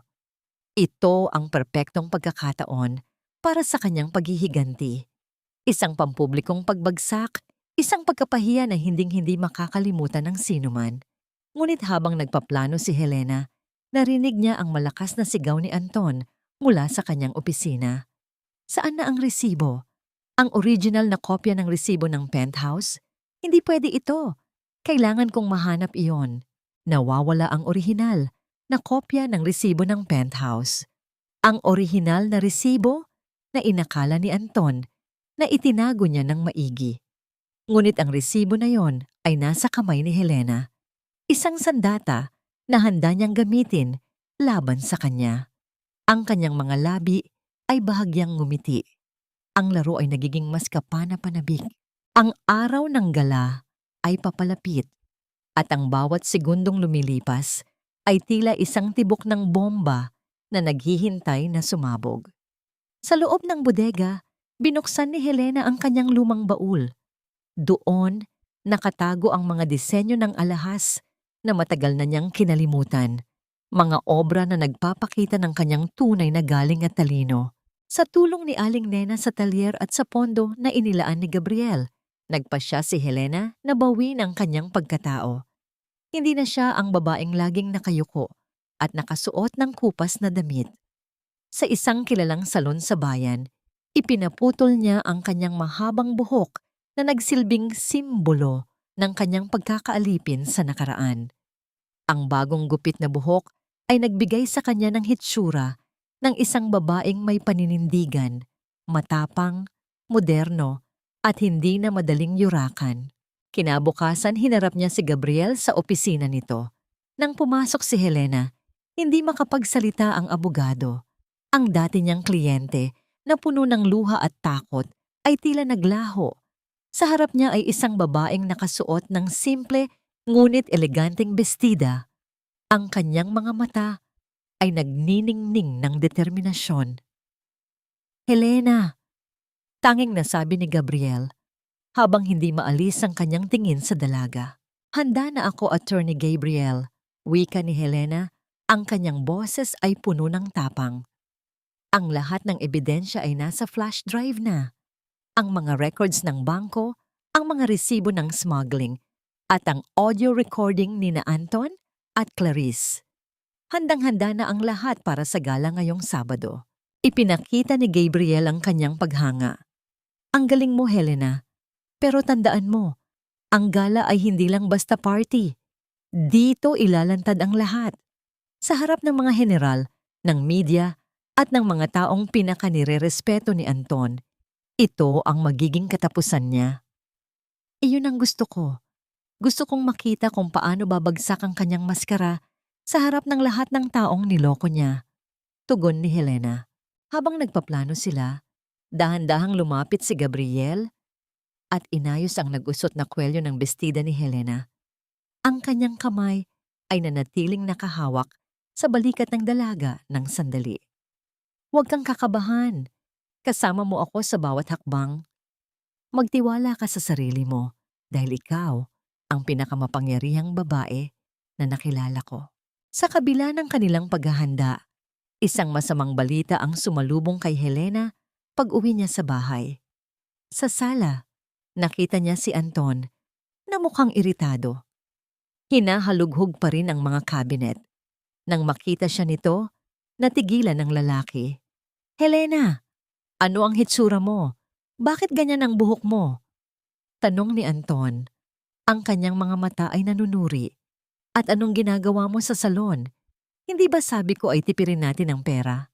Gusto ko lang magmukhang disenteng asawa sa gala sa Sabado, Anton." Sagot ni Helena. Pilit na pinapakalma ang kanyang puso. "Ayaw ko namang mapahiya ka sa harap ng mga kasamahan mo." Napatigil si Anton. Ang kanyang ekspresyon ay unti-unting lumambot. Isang kaplastikan na dati ay nagpapaniwala kay Helena. Ngunit ngayon ay nagdudulot na lamang ng pagkasuklam. "Tama ka. Maganda ka sa paningin ng marami. Sige, maghanda ka. Siguraduhin mong hindi mo ako ipapahiya." Ngunit hindi alam ni Anton, sa likod ng disenyong suot ni Helena ay ang kanyang plano para sa paghihiganti. Kinagabihan, nakatanggap si Helena ng tawag mula kay Clarice. Hindi ito nag-atubili. "Helena, alam kong ikaw ang nag-aayos para sa gala. Pero tandaan mo, kahit anong gawin mo, si Anton ay akin pa rin. Huwag kang filingera na mahal ka niya. Isa ka lang anino sa buhay namin." Hindi sumagot si Helena. Sa halip, hinayaan niya lang na magsalita si Clarice hanggang sa maubusan ito ng hangin. Bago patay ng tawag, mahinahong sinabi ni Helena, "Clarice, Enjoy mo na ang huling gabi ng iyong tagumpay. Dahil sa Sabado, ang lahat ng itinatago ninyo ay magiging headline sa balita.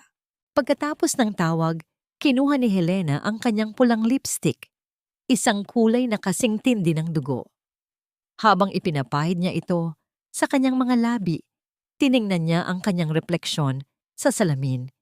Hindi na ito ang babaeng umiiyak sa banyo. Ito na ang babaeng handang sumabog at magbigay ng hustisya.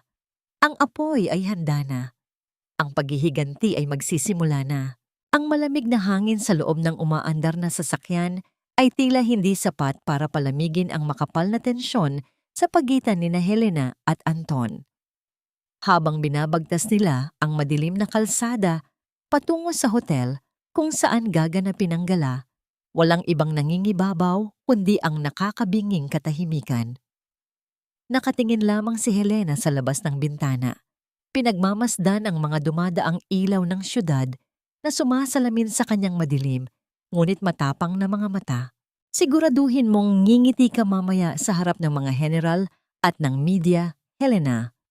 Ang malamig na utos ni Anton, hindi man lang tinitingnan ang kanyang asawa.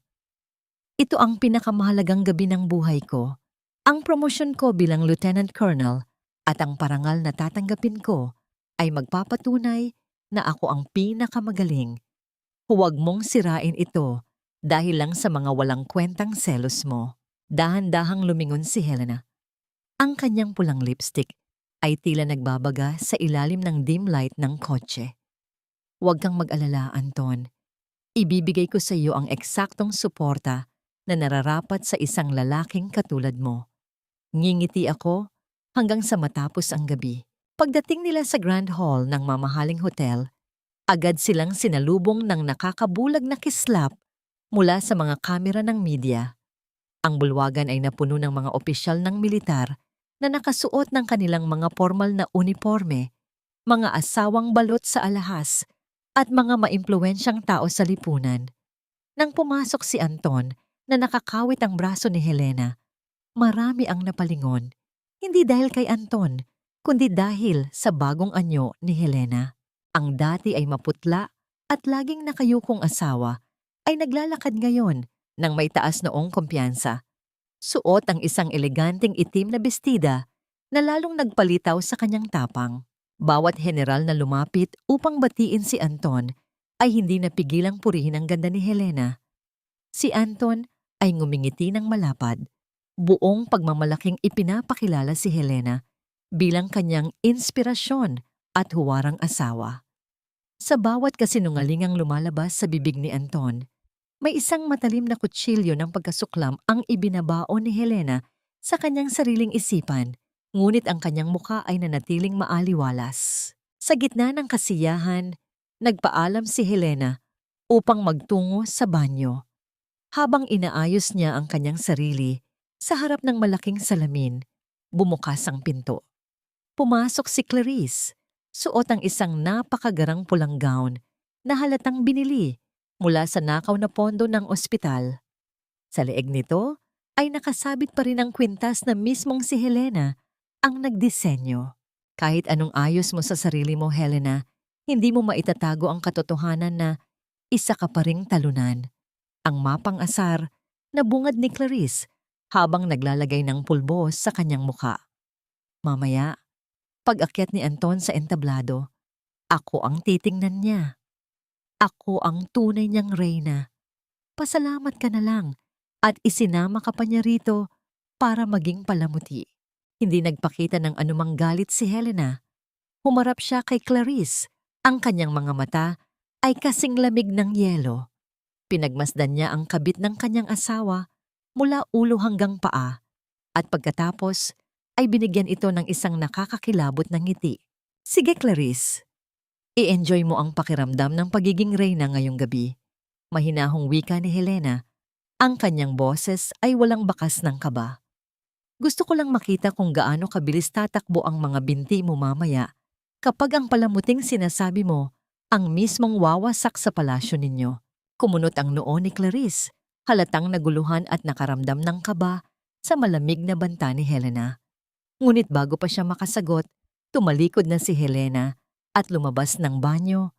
Iniwan si Clarice na nakatayo at puno ng katanungan. Habang nangyayari ang tensyon sa ibaba, sa isang madilim na control room sa itaas ng Grand Hall, tahimik na nagmamasid si Gabriel. Katabi niya ang technician na binayaran ng malaki ni Anton upang siguraduhing perpekto ang video presentation mamaya. Kinuha ni Gabriel ang isang sobrang naglalaman ng pera na doble sa ibinayad ni Anton at ipinatong ito sa ibabaw ng control panel kasabay ng pagpapakita ng isang badge mula sa National Bureau of Investigation. Alam mo kung ano ang tama at mali. Mababang bulong ni Gabriel sa technician na ngayon ay namumutla at nanginginig sa takot. I-play mo ang flash drive na ito sa halip na ang orihinal na video. Kapag ginawa mo ito, ilalayo kita sa kasong isasampal laban sa major na nagbayad sa'yo. Walang nagawa ang technician kundi tumango at kunin ang flash drive mula kay Gabriel. Ang flash drive na naglalaman ng lahat ng lihim at katiwalian ni Anton. Bumalik si Helena sa Grand Hall. Sa gitna ng dagat ng mga tao, nagtagpo ang kanilang mga paningin ni Gabriel na nakatayo sa isang sulok malapit sa pinto. Walang salitang binigkas, walang anumang kumpas ng kamay. Isang tahimik na pagtango lamang mula kay Gabriel at isang malalim na paghinga mula kay Helena. Sa sandaling iyon, naramdaman ni Helena na hindi siya nag-iisa. Ang suporta ng lalaking tumulong sa kanya mula sa pinakailalim ng kanyang pagkalugmok ay sapat na para bigyan siya ng walang hanggang lakas. Ngunit habang naglalakad siya pabalik sa kanilang mesa, isang detalye ang napansin ni Helena na nagbigay ng maliit na katanungan sa kanyang isipan. Sa mesa ng kanilang pamilya, may isang upuan na nanatiling walang nakaupo. Nasaan si Doña Carmen? Bakit wala ang matanda sa pinakamahalagang gabi ng kanyang pinakamamahal na anak? Bago pa man niya masagot ang sariling tanong, umugong ang tinig ng Master of Ceremonies mula sa malalaking speaker na kumuha sa atensyon ng lahat.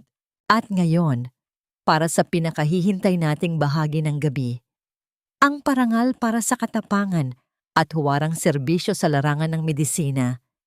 Ating tawagin ang bayani ng gabi, Major Anton Perez.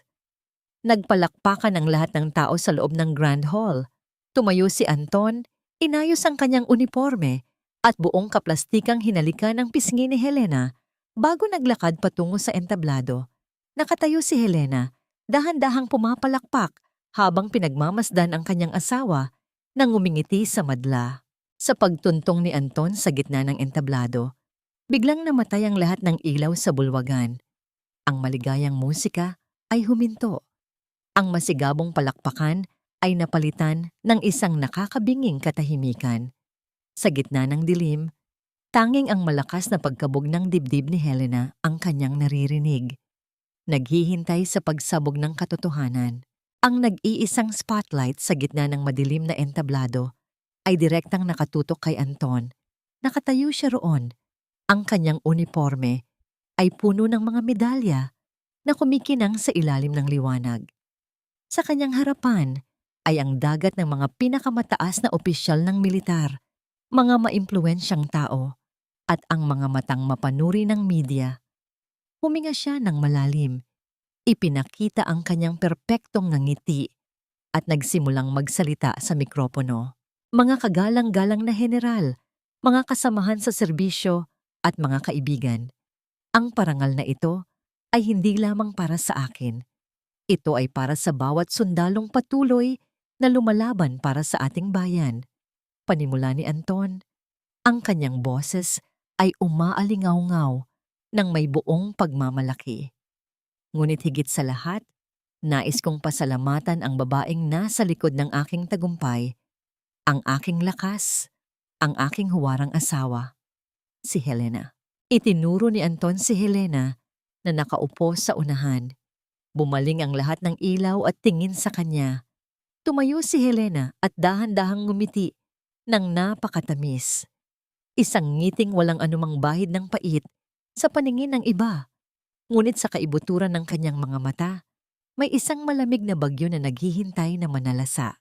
Sa hindi kalayuan, sa isang madilim na sulok ng bulwagan, nakatayo si Clarice. Mahigpit niyang hawak ang kanyang mamahaling bag, nanggigigil at halos mapunit ang kanyang sariling balat sa matinding selos at inis dahil hindi siya ang kinikilala sa entablado. Muling nagsalita ang Master of Ceremonies. At ngayon, bilang pagpupugay sa kabayanihan ng ating Major Anton Perez, panoorin natin ang isang maikling tribute video na inihanda ng kanyang mga kasamahan. Bumalik si Helena sa kanyang upuan. Ang malaking LED screen sa likod ni Anton ay umilaw. Sa unang 3 segundo, lumabas ang opisyal na logo ng militar kasabay ng isang masiglang musika. Ngunit sa ika-4 na segundo, ang musika ay biglang naputol. Ang screen ay nagkaroon ng malakas na static na tila pinunit ang telon ng kasinungalingan. Naguluhan ng mga tao. Napalingon si Anton sa likuran. Ang kanyang noo ay kumunot sa pagtataka. At doon, sa halip na mga larawan ng kanyang pagtulong sa mga pasyente, lumabas ang mga litrato ng mga lihim na dokumento. Mga bank statements na nagpapakita ng milyon-milyong pisong inililipat mula sa pondo ng ospital militar patungo sa isang pribadong account na nakapangalan kay CM o Clarice Monteverde. Kasunod nito, umalingaungaw ang isang pamilyar na boses mula sa mga malalaking speaker ng bulwagan. Ang boses ni Anton na nakuha mula sa recording device na palihim na inilagay ni Helena sa bag ni Clarice. Huwag kang mag-alala, Clarice. Nailipat ko na ang pondo mula sa supply ng gamot. Tanga ang mga general na yan, hindi nila mapapansin na binabawasan ko ang budget para sa penthouse natin. Isang sabay-sabay na pagpigil ng hininga ang bumalot sa buong Grand Hall. Ang mga bulungan ay nagsimulang lumakas, tila mga alon na nagbabadyang lunurin si Anton. Sumunod na umaling-aungaw ang matinis na halakhak ni Clarice. Paano na ang asawa mong si Helena? Baka makialam ang babaeng yan kapag nalaman niyang pati lupa nila ay kukunin mo. Hawak ko siya sa leeg, wala siyang magagawa kundi sumunod. Kapag nakuha ko na ang lupa, ipapasok ko siya sa mental hospital. Ako ang doktor. Sa akin sila maniniwala, hindi sa isang baliw. Ang malamig at malupit na sagot ni Anton sa audio. Sa mesa ng mga pinakamatataas na opisyal, isang nakakabinging katahimikan ang naghari. Dahan-dahang nabitawan ng pinakamataas na general ang hawak niyang kristal na baso ng champagne. Ang pagkadurog ng kristal sa sahig na marmol ay tila sumasagisag sa tuluyang pagkawasak ng dangal at reputasyon ni Anton. Ang ginintuang alak na dumanak sa sahig ay tila dugo ng mga pasyenteng sundalo na ninakawan ng pondo. Sino ang gumawa nito? Patayin niyo ang screen! Sira ang system! Mga sinungaling! Namumutla at nanginginig na sigaw ni Anton mula sa entablado. Ang kanyang mukha ay nawalan ng kulay at ang pawis ay nagsimulang tumulo mula sa kanyang noo. Tinuro niya ang itaas, patungo sa control room. Patayin niyo sabi iyan! Ngunit walang sumunod sa kanya. Ang video ay nagpatuloy. Ipinapakita ang mga larawan ni Anton na nakikipagkita sa mga kilalang miyembro ng black market. Ibinebenta ang mga gamot na dapat sana ay para sa mga sugatang sundalo. Sa gitna ng kaguluhan at pagkapahiya, tumingin si Anton sa gawin ni Helena. Nakaupo lamang ang kanyang asawa, kalmado, diretso ang tingin sa kanya, at ang pulang lipstick sa labi nito ay unti-unting pumorma sa isang ngiti ng tagumpay. Noon niya napagtanto na ang babaeng inaakala niyang mahina at madaling manipulahin ang mismong humukay ng kanyang libingan. Tatakbo sana si Anton pababa ng entablado upang takasan ang nakakapasong mga tingin ng madla. Ngunit biglang bumukas ng malakas ang malalaking pintuan ng Grand Hall sa likuran. Huminto ang lahat sa paghinga. Sino ang may sapat na kapangyarihan upang pumasok at magbaba ng hatol sa mismong gabing ito? Mula sa anino ng pintuan, naglakad papasok si Attorney Gabriel, ngunit hindi siya nag-iisa. Nakasunod sa kanyang likuran ang isang buong pangkat ng mga military police na nakasuot ng kanilang kompletong combat uniform, handang dumakip. Ang bawat hakbang ng kanilang mga bota sa sahig ay tila pagmartilyo sa kabaong ni Anton. Tiningnan ni Gabriel si Anton na ngayon ay parang isang maamong tupa na nangangatog sa gitna ng entablado. Inilabas ni Gabriel ang isang nakatiklop na papel mula sa kanyang coat, ang opisyal na warrant of arrest mula sa korteng militar. Sa ilalim ng maliliwanag na ilaw na kanina ay nagbigay sa kanya ng karangalan, ngayon ay naglalantad sa kanyang tunay na anyo. Naramdaman ni Anton ang unti-unting pagbagsak ng kanyang mundo. At sa gitna ng nakakabinging katahimikan ng bulwagan, umalingaw-ngaw ang malamig na tunog ng bakal na naghihintay na isara sa kanyang mga pulso. Mga kasinungalingan, paninira lamang ito ng aking asawa. May sakit siya sa pag-iisip, hindi ninyo siya dapat paniwalaan. Ang desperadong sigaw ni Anton ay tila isang sirang plaka na nag-alingaw-ngaw sa buong Grand Hall. Nanginginig ang kanyang buong katawan habang pilit niyang itinatanggi ang mga ebidensyang malinaw na nakapaskil sa malaking screen sa kanyang likuran. Tiningnan niya ang mga general na kanina ay pumapalakpak sa kanya. Ngunit ngayon ay may mga matang puno ng pandidiri at pagkabigo. Dahan-dahang umakyat sa entablado si Attorney Gabriel. Wala siyang dalang armas, kundi isang makapal na folder na naglalaman ng mga orihinal na dokumento na nakuha nila mula sa mismong bangko at korte. Iniabot niya ito sa pinakamataas na general na nakaupo sa unahan. Major Anton Perez, narito ang opisyal na warrant of arrest mula sa korteng militar. Kinasuhan ka ng malawakang pandarambong sa pondo ng ospital, pagpupuslit ng mga kagamitang medikal sa black market at grave misconduct. Kalmadong pahiwatig ni Gabriel, ang kanyang boses ay nagdadala ng pinal na hatol. Wala nang silbi ang iyong mga palusot. Hawak na ng awtoridad ang bawat bakas ng iyong mga transaksyon. Sa kabilang dulo ng bulwagan, malapit sa pintuan palabas, pilit na nagtatago at humahakbang paatras si Clarice. Nanginginig ang kanyang mga tuhod habang hawak ang laylayan ng kanyang marangyang pulang gown. Akala niya ay makakatakas siya sa gulo. Ngunit bago pa man niya mabuksan ang pinto, hinarang siya ng dalawang babaeng opisyal ng military police. Clarice Monteverde, kasama ka sa warrant of arrest bilang kasabwat sa pagnanakaw at pagbebenta ng mga ilegal na gamot. Wika ng opisyal habang inilalabas ang posas. Hindi! Bitiwan ninyo ako! Nagpupumiglas na sigaw ni Clarice. Ang kanyang mukha ay puno ng takot at pagkapahiya. Tumingin siya kay Anton at sumigaw. Ginamit lang niya ako. Si Anton ang may pakagagawa ng lahat. Tinakot niya ako. Ang dating matamis nilang pagmamahalan ay naging isang lason. Mula sa entablado, sumigaw pabalik si Anton. Sinungaling kang linta ka. Ikaw ang umubos ng lahat ng pera. Ang pagpapalitan nila ng sisi ay tila isang nakakadiring palabas sa harap ng mga kagalang-galang na bisita. Tumayo ang pinakamataas na general. Ang kanyang muka ay namumula sa matinding galit dahil sa bahid na idinulot ni Anton sa dangal ng militar. Sa isang malakas na utos, pinatanggal niya ang mga insignia at medalya sa uniforme ni Anton. Marahas na pinunit ng mga gwardya ang mga ranggo sa balikat ni Anton, simbolo ng tuluyang pagbawi sa lahat ng pangarap na itinayo niya sa kasinungalingan. Tuluyang napaluhod si Anton, umiiyak at nagmamakaawa. Doon, dahan-dahang naglakad si Helena patungo sa entablado. Ang mga tao ay kusang tumabi upang bigyan siya ng daan. Bawat hakbang niya ay puno ng dignidad. Wala nang bakas ng babaeng inalipin at sinaktan.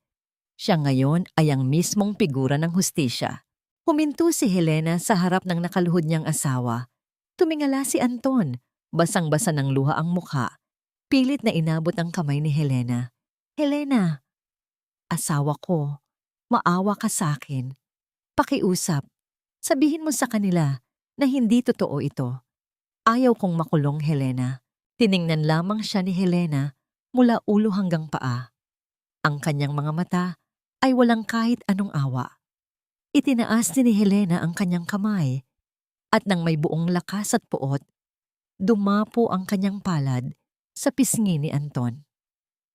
Ang tunog ng sampal na yon ay bumasag sa katahimikan ng bulwagan, isang malinaw na pahayag ng paglaya. Ito ang bayad ko sa 7 taon ng aking kabataan na ninakaw mo, Anton. Malamig na wika ni Helena. Ang kanyang boses ay tila yelo na tumagos sa buto ng lahat ng nakakarinig. At ang katarungang ito, ang sukli sa bawat luhang pumatak mula sa aking ina nang ipagkait mo sa kanya ang tulong. Walang nagawa si Anton, kundi mapayuko sa matinding kahihiyan. Kinaladkad siya ng mga opisyal pababa ng entablado, kasabay ni Clarice na patuloy sa pag-iyak at pagmumura.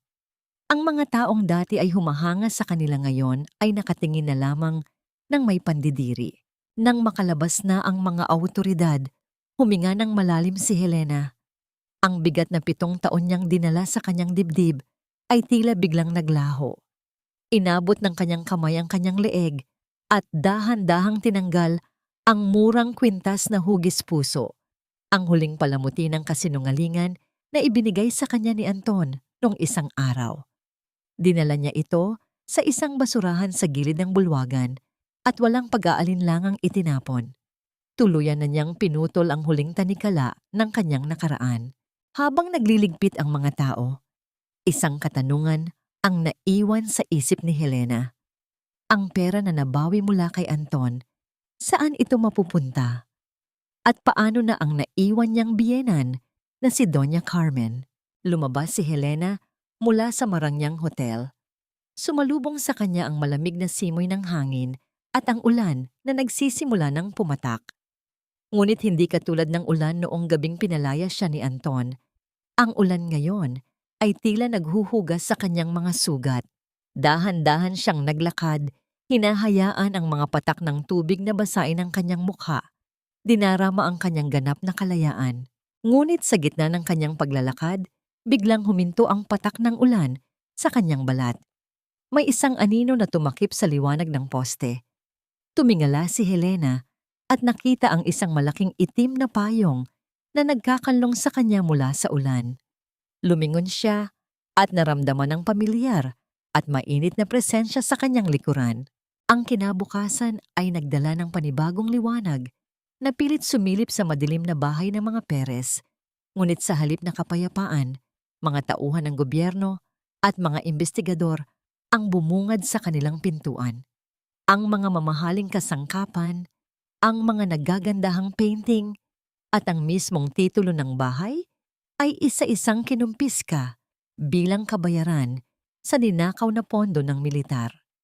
Nakaupo sa malamig na sahig ng sala si Doña Carmen, yakap-yakap ang isang lumang florera habang walang tigil ang pag-iyak. Ang kanyang kayabangan ay tuluyan ng naglaho, napalitan ng pait, takot at matinding pagsisisi. Nang dumaan si Helena upang kunin ang natitira niyang mga lumang disenyo at gamit mula sa bodega, tiningnan siya ng matanda nang may namamalimos na mga mata. Wala na ang mapangaping tinig nito. Tila gusto nitong humingi ng tulong, ngunit alam nitong wala na itong karapatan. Tiningnan lamang siya ni Helena nang may halong awa. Wala siyang binitawang masamang salita. Ang katahimikan niya ay ang pinakamalakas na sagot at ang pinakamabigat na parusa sa lahat ng pang-aalipusta ng kanyang biyenan. Lumipas ang ilang buwan. Ang malamig at masikip na selda sa kulungan ng militar ang naging bagong mundo ni Anton. Nawala ang kanyang maangas na tindig, ang kanyang malinis na uniforme, at ang kanyang makapangyarihang boses. Nang bumisita si Helena para sa huling pagkakataon upang iabot ang mga papeles na kailangan nitong pirmahan, isang kaawa-awang anino na lamang ng kanyang asawa ang sumalubong sa kanya. Umiiyak na lumapit si Anton sa rehas, pilit na inaabot ang kamay ni Helena. Helena, pakiusap, tulungan mo ako. Wala akong makain ng maayos dito. Sinasaktan nila ako. Hindi ko na kaya. Nagmamakaawang tangis ni Anton. Ang kanyang mga mata ay lubog at puno ng desperasyon. Mahal na mahal kita, Helena. Ipapangako ko. Kapag nakalabas ako rito, babawi ako sa'yo. ikaw lang ang kailangan ko. Tiningnan ni Helena ang kamay ni Anton na nakakapit sa bakal, ngunit hindi niya ito inabot. Ang mga salitang iyon ay dati niyang pinapangarap marinig, ngunit ngayon, wala na itong dalang halaga, kundi hangin. Hindi na ako ang babaeng mabubuhay sa mga kasinungalingan mo, Anton. Mahinahon, ngunit matatag na wika ni Helena. Ang pagmamahal na hinihingi mo ay matagal na ring namatay kasama ng huling hininga ng aking ina. Pagbayaran mo ang mga kasalanan mo dahil iyon lamang ang tanging paraan para malinis ang kaluluwa mo. Walang imik na tinalikuran ni Helena ang selda. Iniiwan si Anton na humahagulgol at sumisigaw sa dilim ng kanyang sariling kasalanan. Sa kabilang pasilidad naman, nakulong si Clarice. Inabandona ng kanyang mga kaibigan at pamilya. Tuluyang nawala ang inaasam nitong karangyaan at kapangyarihan. Wala ni isang abogadong naglakas loob na ipagtanggol sila dahil sa bigat at linaw ng mga ebidensya. Sa labas ng korte ng hustisya, matapos ibaba ang pinal na sumpa sa dalawang nagtaksil sa kanya, tahimik na naglalakad si Helena palabas ng bulwagan. Sa kanyang kamay ay ang mga dokumento ng tagumpay, ang naibalik na pera na pinaghirapan niya, ang mga papeles na naglilinis sa pangalan ng kanyang ina, at higit sa lahat, ang naaprobahang annulment paper. Huminto si Helena sa ilalim ng maliwanag na sikat ng araw. Kinuha niya ang panulat at pinirmahan ang huling bahagi ng dokumento. Nang basahin niya ang kanyang pangalan, isang matamis at malayang nangiti ang sumilay sa kanyang mga labi. Helena, wala nang apelidong Perez na nagpapaalala ng sakit at pang-aabuso. Siya na ulit si Helena, ang manlilikha. Buo, malaya at matapang. Sa sandaling iyon, isang pamilyar na boses ang tumawag sa kanya mula sa likuran. Lumapit si Attorney Gabriel, hindi nakasuot ng formal na coat na pang-abogado, kundi isang simpleng puting polo na nagpapalabas ng kanyang maaliwalas na aura. May dala itong 2 tasa ng mainit na kape. Inabot niya ang isa kay Helena. Ang kanyang mga mata ay puno ng matinding paghanga at banayad na pag-ibig na matagal na niyang itinatago. Tapos na ang laban, Helena. Nanalo ka. Malambing na wika ni Gabriel, ang kanyang tinig ay tila isang yakap sa napagod na kaluluwa ni Helena. Kinuha ni Helena ang kape, naramdaman ang init nito na tumagos sa kanyang palad. Puno ng pasasalamat siyang tumingin sa lalaking hindi siya iniwan kahit sa pinakamadilim na bahagi ng kanyang buhay. Salamat sa lahat, Gabriel. Utang ko sa iyo ang bagong buhay na ito. Gusto mo bang lumabas at magkape mamaya? Bilang magkaibigan, ngumiti si Gabriel, isang ngiting nagpadaloy ng mabilis at matamis na kuryente sa puso ni Helena. Dahan-dahan itong umiling. Tinitigan ang mga mata ng dalaga nang may buong kasiguraduhan at pag-asa. Hindi bilang magkaibigan, Helena, bulong ni Gabriel, kundi bilang isang simula.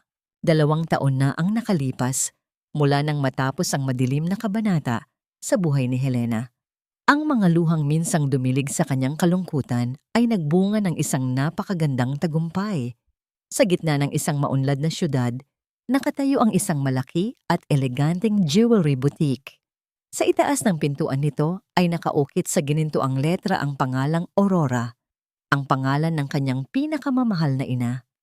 Ang loob ng tindahan ay napupuno ng liwanag at ang bawat piraso ng alahas na nakadisplay ay sumasalamin sa hirap at pangarap na kanyang itinaguyod mula sa wala. Wala na ang amoy ng lumang bodega at alikabok.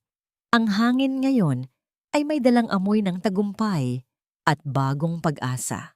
Habang inaayos ni Helena ang isang kumikinang na kwintas sa estante, nilapitan siya ng isang mamamahayag na naroon para sa grand opening ng kanyang boutique.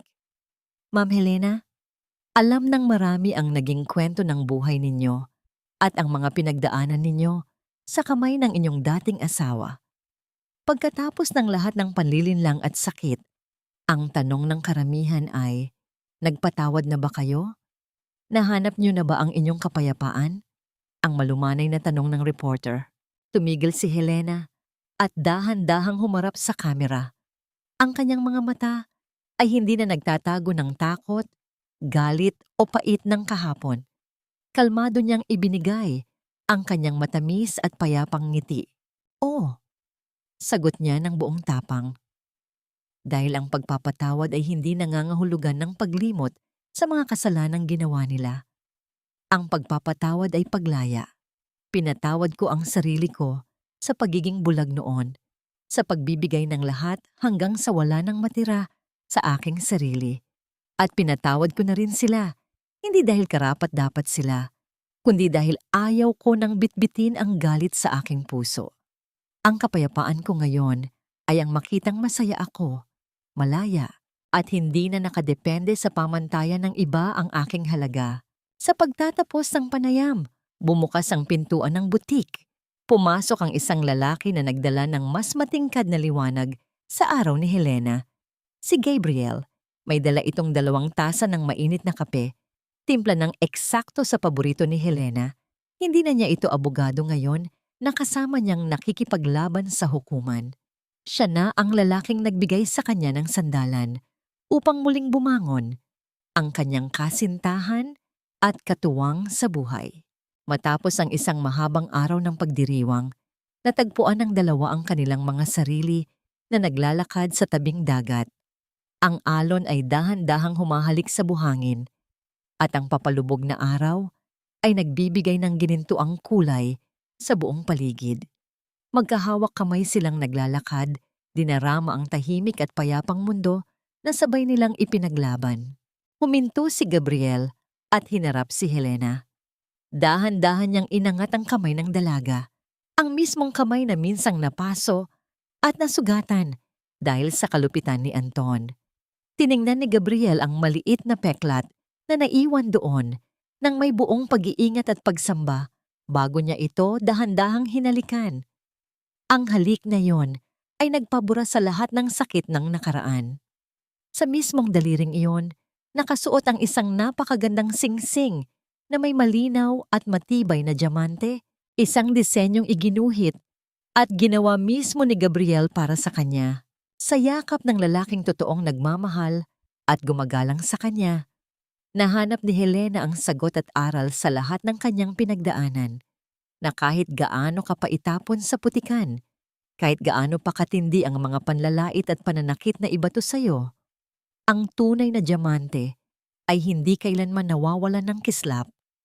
Ang halaga ng isang babae ay hindi nasusukat sa taong hindi marunong magpahalaga rito, kundi sa tapang niyang kuminang muli pagkatapos ng matinding unos.